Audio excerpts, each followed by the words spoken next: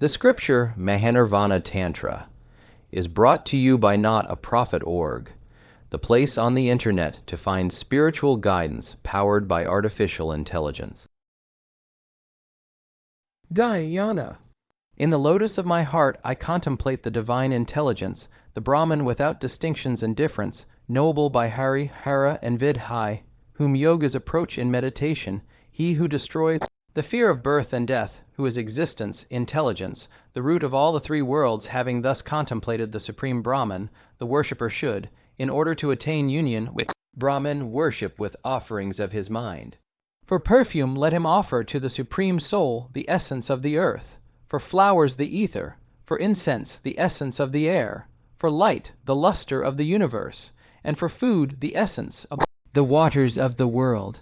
After mentally repeating the great mantra and offering the fruit of it to the Supreme Brahman, the excellent disciple should commence external worship, meditating with closed eyes on the eternal Brahman. The worshipper should with reverence offer to the Supreme whatever be at hand, such as perfumes, flowers, clothes, jewels, food, and drink, after having purified them with the following mantra. The vessel in which these offerings are placed is Brahman, and so, too, is the ghee offered therein.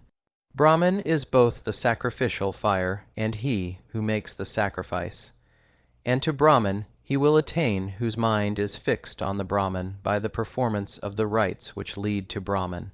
Then, opening the eyes and inwardly, and with all his power making japa with the Mula mantra, the worshipper should offer the japa to Brahman, and then recite the hymn that follows and Kavacha mantra. Hear, O Maheshvari, the hymn to Brahman, the Supreme Spirit, by the hearing whereof the disciple becomes one with the Brahman. Stotra. Ong, I bow to thee, the eternal refuge of all. I bow to thee, the pure intelligence manifested in the universe. I bow to thee, who in his essence is one, and who grants liberation. I bow to thee, the great, all-pervading, attributeless one. Thou art the only refuge and object of adoration. The whole universe is the appearance of thee who art its cause. Thou alone art creator, preserver, destroyer of the world.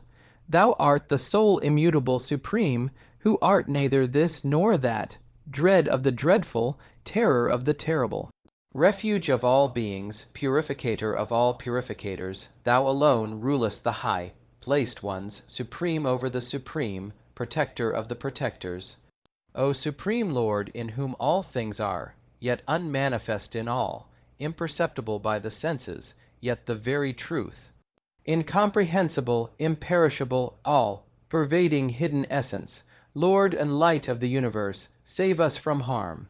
On that one alone we meditate, that one alone we in mind worship, to that one alone, the witness of the universe, we bow. Refuge we seek with the one who is our sole eternal support, the self-existent Lord, the vessel of safety in the ocean of being. This is the jeweled hymn to the Supreme Soul.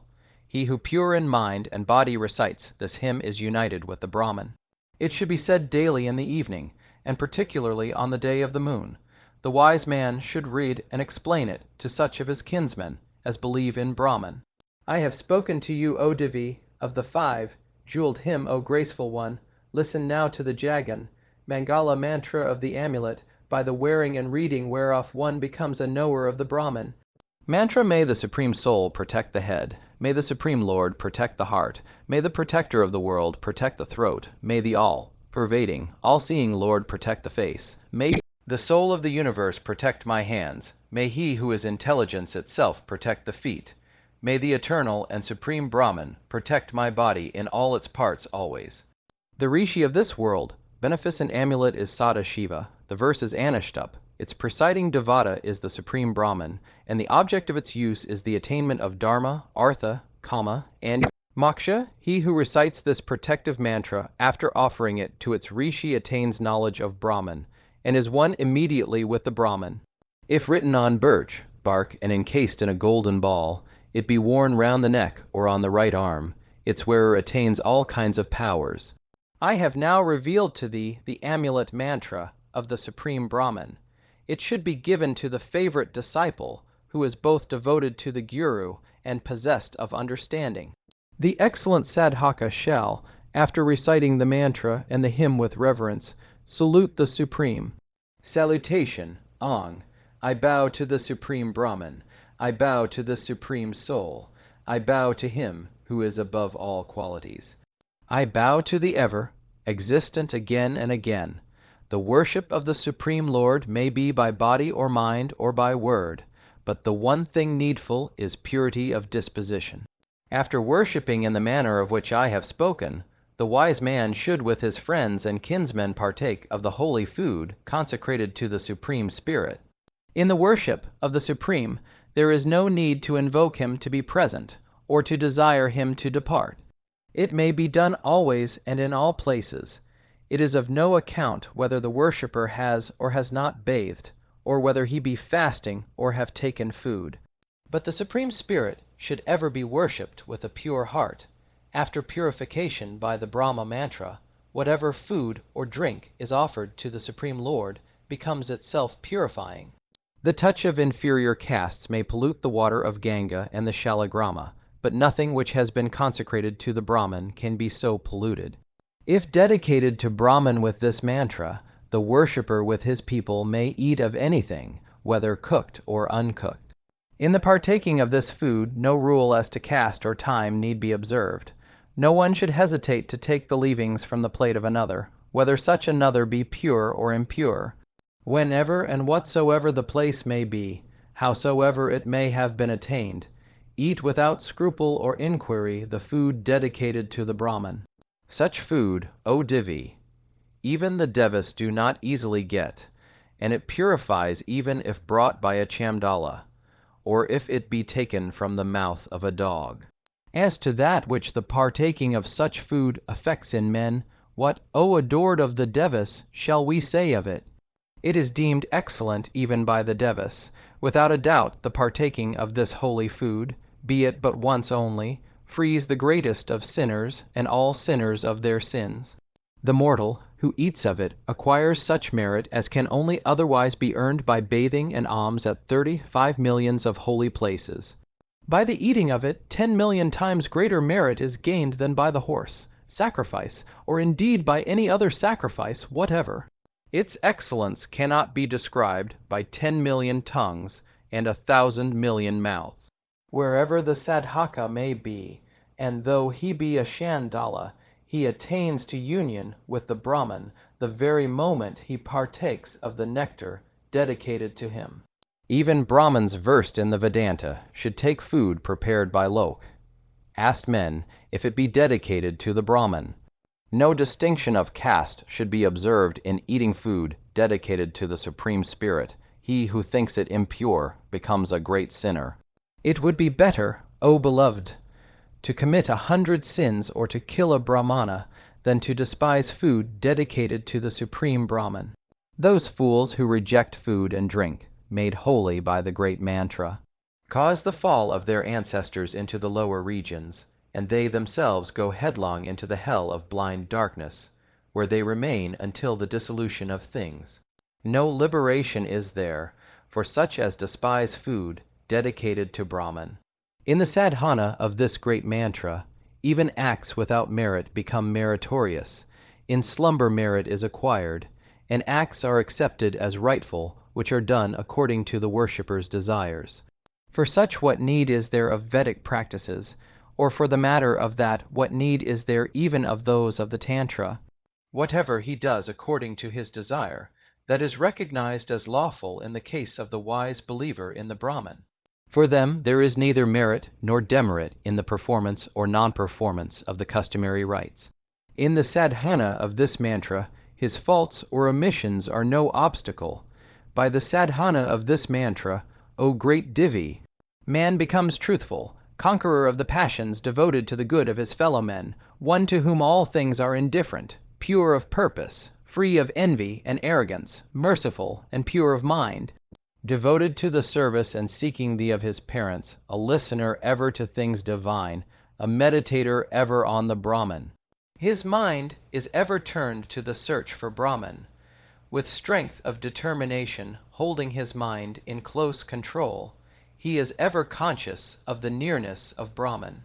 He who is initiated in the Brahma Mantra will not lie or think to harm, and will shun to go with the wives of others.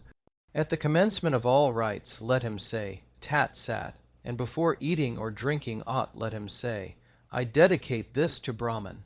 For the knower of Brahman, duty consists in action for the well-being of fellow men. This is the eternal dharma. I will now, O Shambhavi, speak to thee of the duties relating to sandhya in the practice of the Brahma-Mantra, whereby men acquire that real wealth which comes to them in the form of Brahman. Wheresoever he may be, and in whatsoever posture, the excellent and well-intentioned sadhaka shall at morning, noon, and eventide meditate upon the Brahman in the manner prescribed. Then, O Devi, let him make japa of Gayatri 108 times. Offering the japa to the Devata, let him make obeisance in the way of which I have spoken. I have now told thee of the sandhya to be used by him in the sadhana of the Brahma-Mantra, and by which the worshipper shall become pure of heart. Listen to me now, thou who art figured with grace to the Gayatri, which destroys all sin. Say Parameshvara in the dative singular, then Vidma, and dear one, after the word Paratatvaya. Say Damahi, adding O Devi, the words Tano Brahma Prachide. Mantra, may we know the Supreme Lord, let us contemplate the Supreme Essence, and may that Brahman direct us.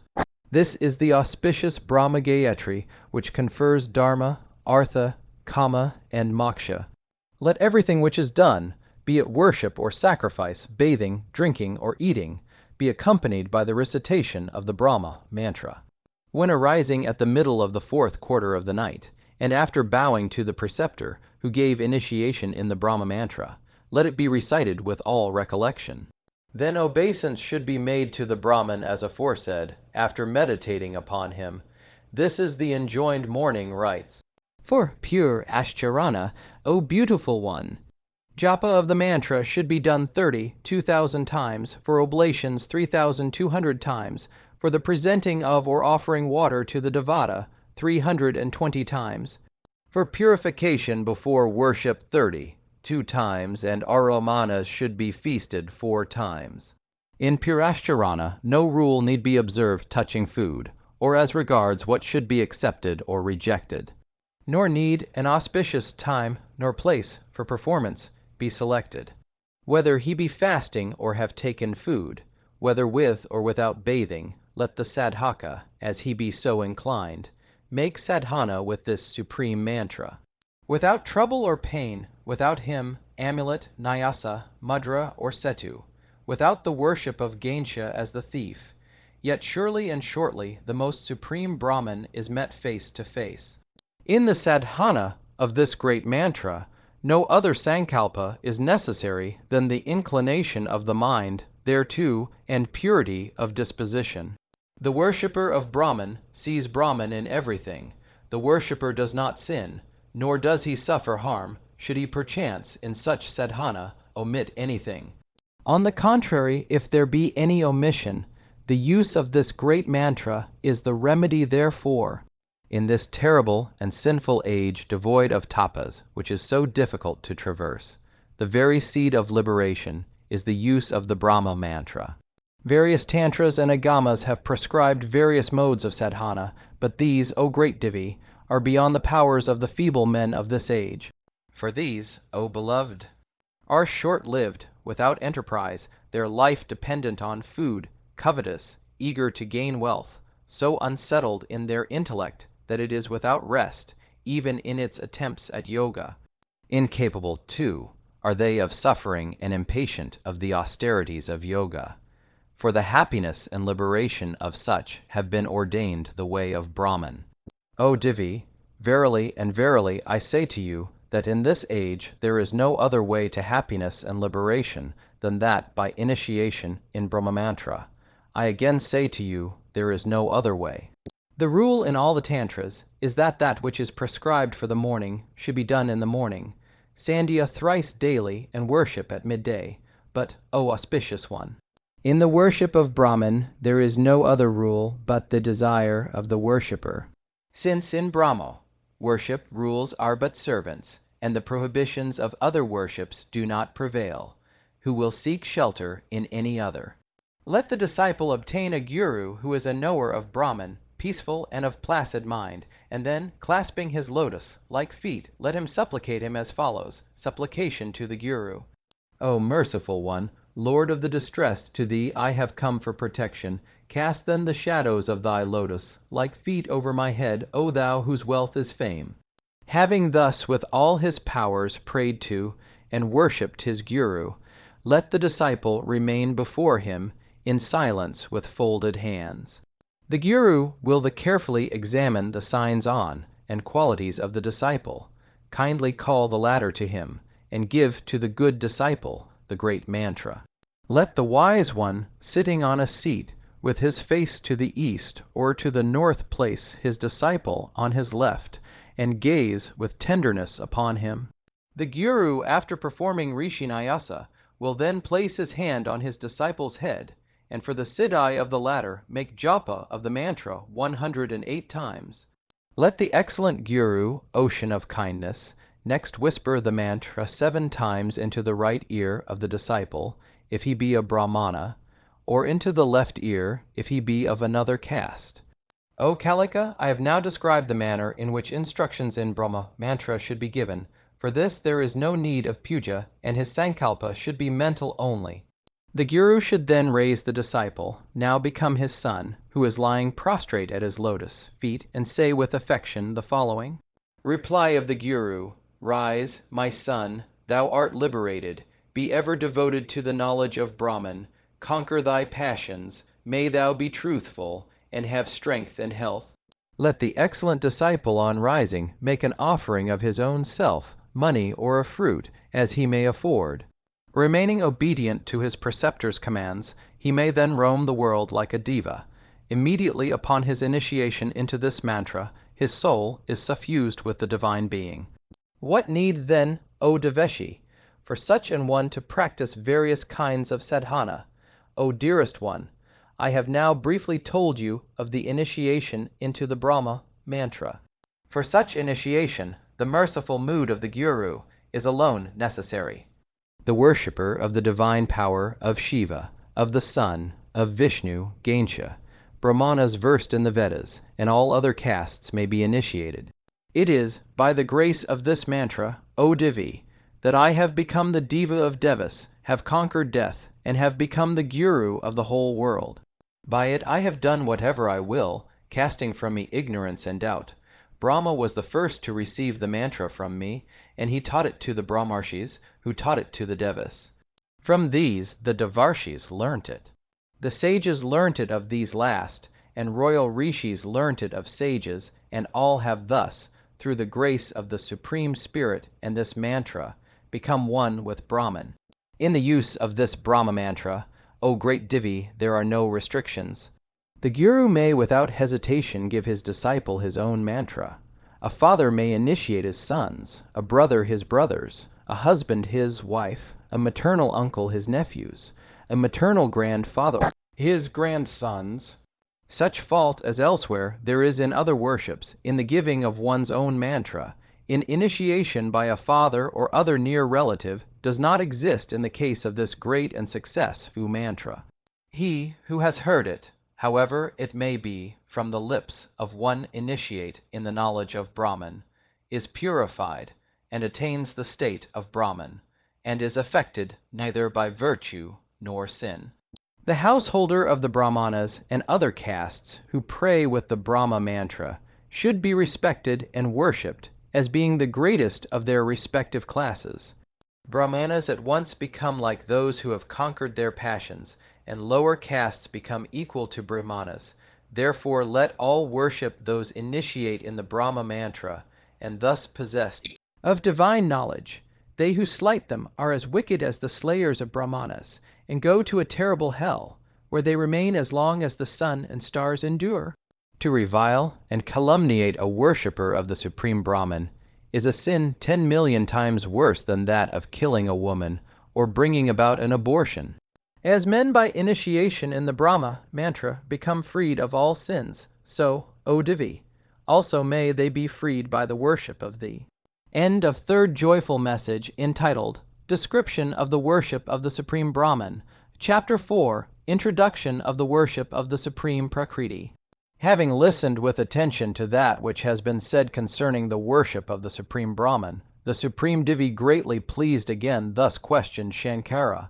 Shri Divi said, O Lord of the universe and husband, I bathe with contentment in the nectar of thy words concerning the excellent worship of the Supreme, which lead to the well-being of the world and to the path of Brahman, and gives light, intelligence, strength, and prosperity. Thou hast said, Zero Ocean of Mercy, that as union with the Brahman is attainable through worship of him, so it may be attained by worship of me. I wish to know, O Lord, of this excellent worship of myself, which as thou sayest is the cause of union of the worshipper with the Brahman.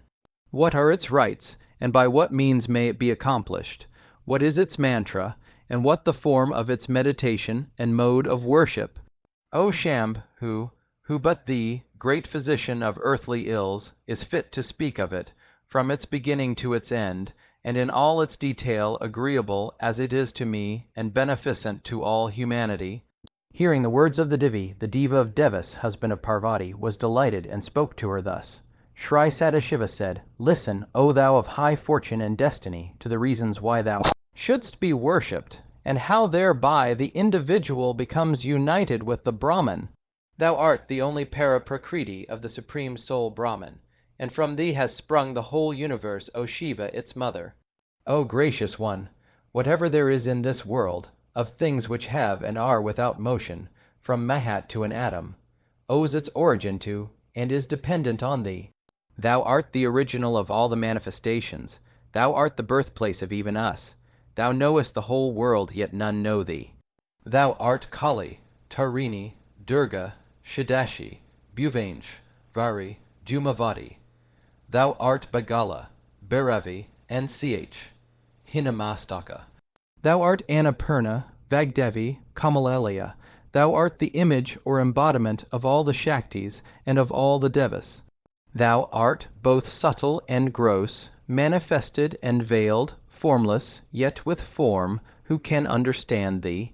For the accomplishment of the desire of the worshipper, the good of the world, and the destruction of the Danavas, thou dost assume various forms. Thou art four-armed, two-armed, six-armed, and eight-armed, and holdest various missiles and weapons for the protection of the universe. In other tantras I have spoken of the different mantras and yantras, with the use of which thou shouldst be worshipped according to thy different forms, and there, too, have I spoken of different dispositions of men. In this Kali age there is no Pashubhava. Divyabhava is difficult of attainment, but the practices relating to Viras, Adhana, yield visible fruit. In this Kali age, O Divi, success is achieved by Kalika worship alone, and therefore should it be performed with every care. By it, O Divi, is acquired the knowledge of Brahman, and the mortal endowed therewith is of a surety, whilst living freed from future births, and exonerated from the performance of all religious rites. According to human knowledge, the world appears to be both pure and impure, but when Brahma, Jnana, has been acquired, there is no distinction between pure and impure. For to him who knows that the Brahman is in all things and eternal, what is there that can be impure?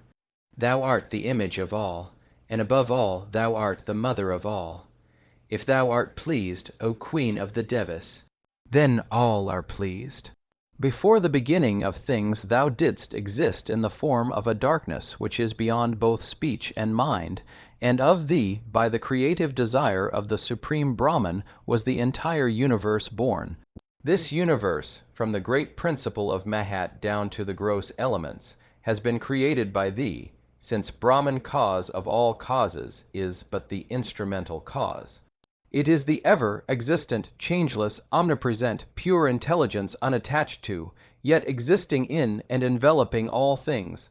It acts not, neither does it enjoy. It moves not, neither is it motionless. It is the truth and knowledge, without beginning or end, ineffable and incomprehensible. Thou the supreme yogini dost, moved by his mere desire, create, protect, and destroy this world with all that moves and is motionless therein. Mahakala, the destroyer of the universe, is thy image. At the dissolution of things, it is Kala who will devour all, and by reason of this he is called Mahakala. And since thou devourest Mahakala himself, it is thou who art the supreme primordial Kalika. Because thou devourest Kala, thou art Kali, the original form of all things, and because thou art the origin of, and devourest all things, thou art called the Adiya Kali. Resuming, after dissolution, thine own form, dark and formless, thou alone remainest as one ineffable and inconceivable. Though having a form, yet art thou formless, though thyself without beginning, multiform by the power of Maya.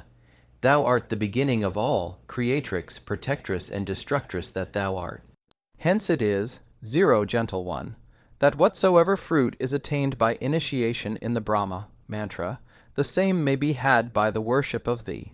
According to the differences in place, time, and capacity of the worshippers I have, O Divi, in some of the Tantras spoken of secret worship, suited to their respective customs and dispositions, where men perform that worship which they are privileged to perform. There they participate in the fruits of worship, and being freed from sin will, with safety, cross the ocean of being. By merit acquired in many previous births, the mind inclines to Kalika doctrine, and he whose soul is purified by such worship himself becomes Shiva. Where there is abundance of enjoyment, of what use is it to speak of yoga? And where there is yoga, there is no enjoyment, but the Kala enjoys both. If one honors but one man versed in the knowledge of the essence of Kula doctrine, then all the Devas and Devis are worshipped, there is no doubt of that. The merit gained by honoring a Kalika is 10 million times that which is acquired by giving away the world with all its gold. A Chandala versed in the knowledge of Kalika doctrine excels a Brahmana, and a Brahmana who is wanting in such knowledge is beneath even a Chandala. I know of no dharma superior to that of the Kalas, by adherence to which man becomes possessed of divine knowledge. I am telling thee the truth, O Divi, lay it to the heart and ponder over it.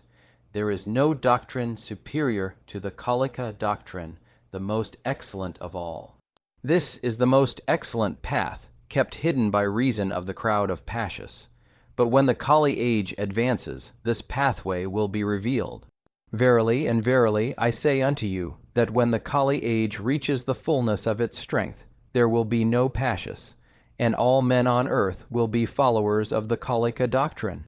O Vararo, know that when Vedic and Puranic initiations cease, then the Kali age has become strong. O Shiv, zero peaceful one, when virtue and vice are no longer judged by the Vedic rules, then know that the Kali age has become strong. O sovereign mistress of Kala doctrine, when the heavenly stream is at some places broken, and at others diverted from its course, then know that the Kali age has become strong. O wise one, when kings of the Amlech, her race become excessively covetous, then know that the Kali age has become strong. When women become difficult of control, heartless and quarrelsome, and calumniators of their husbands, then know that the Kali age has become strong.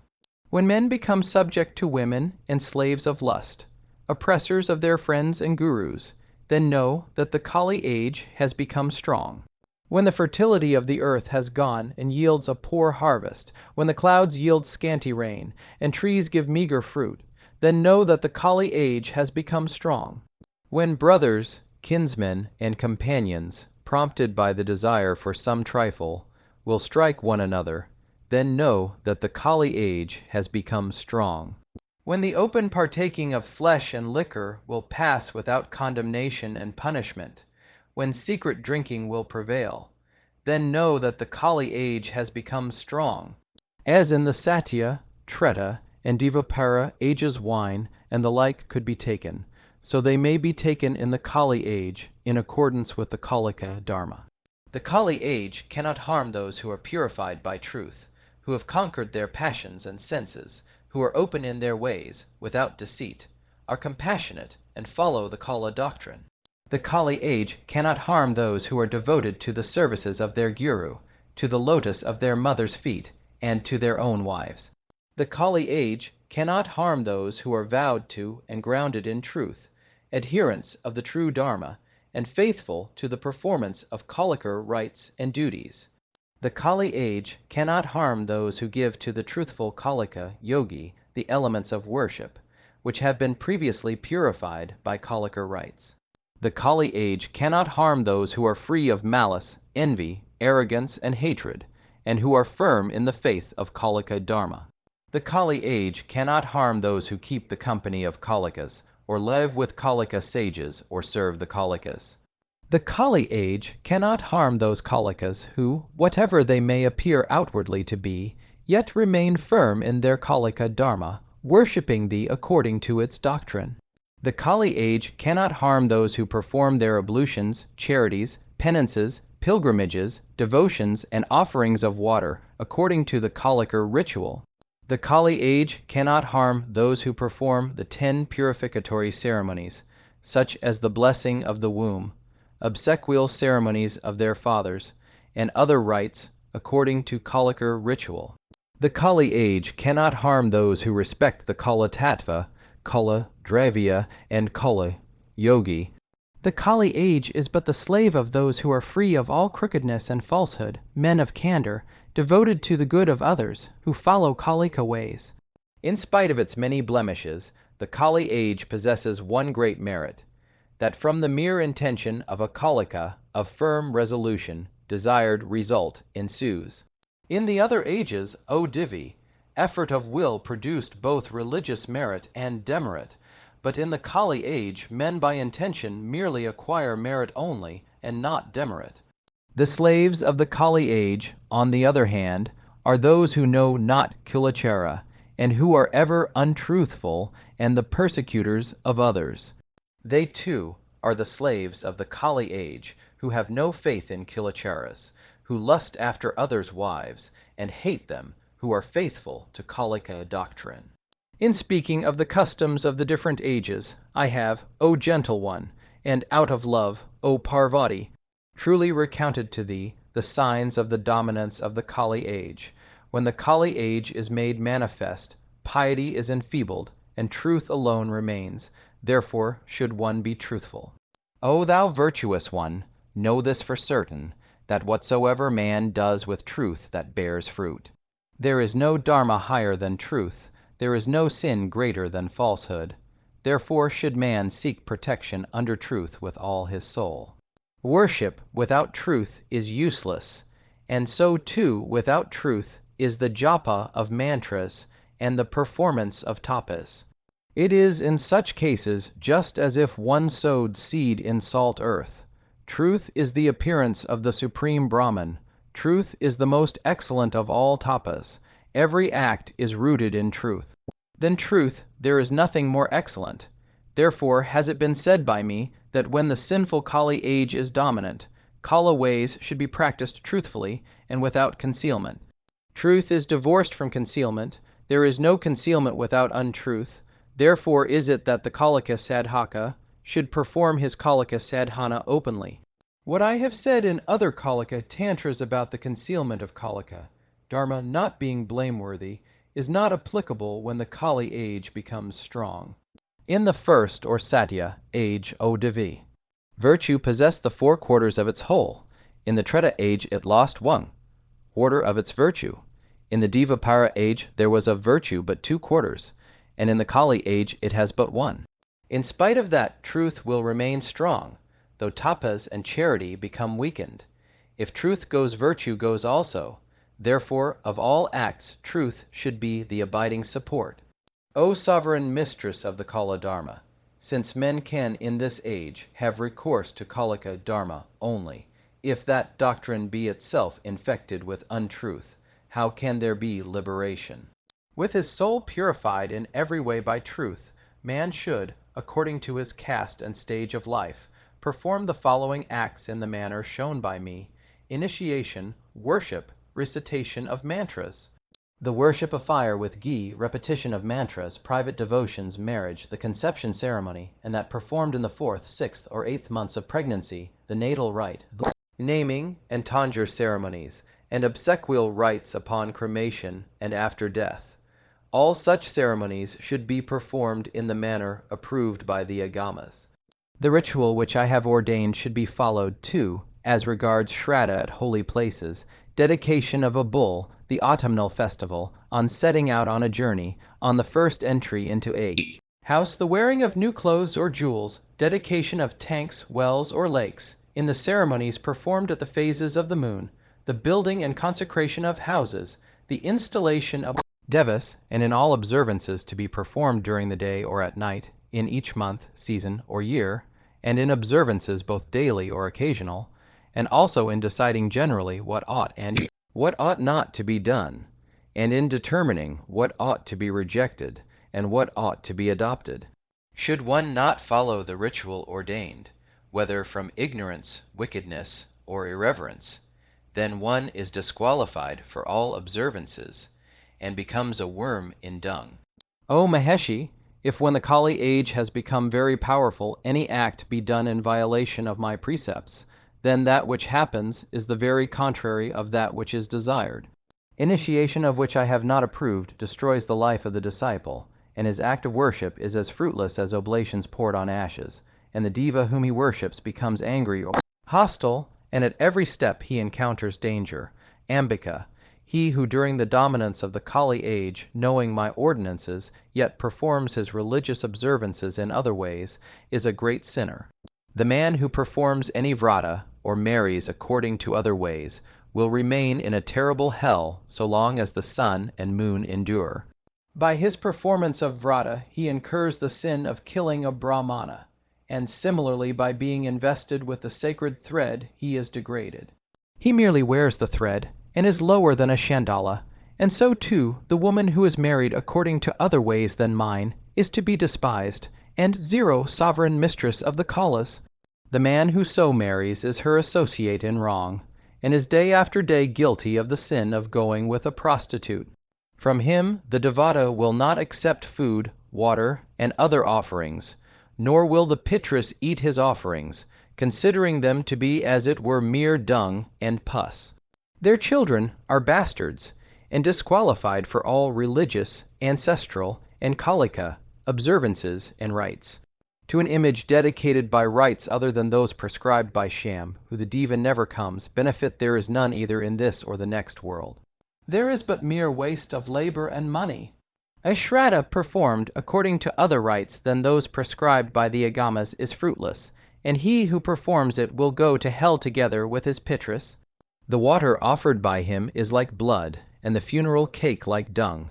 Let the mortal then follow with great care the precepts of Shankara. What is the need of saying more?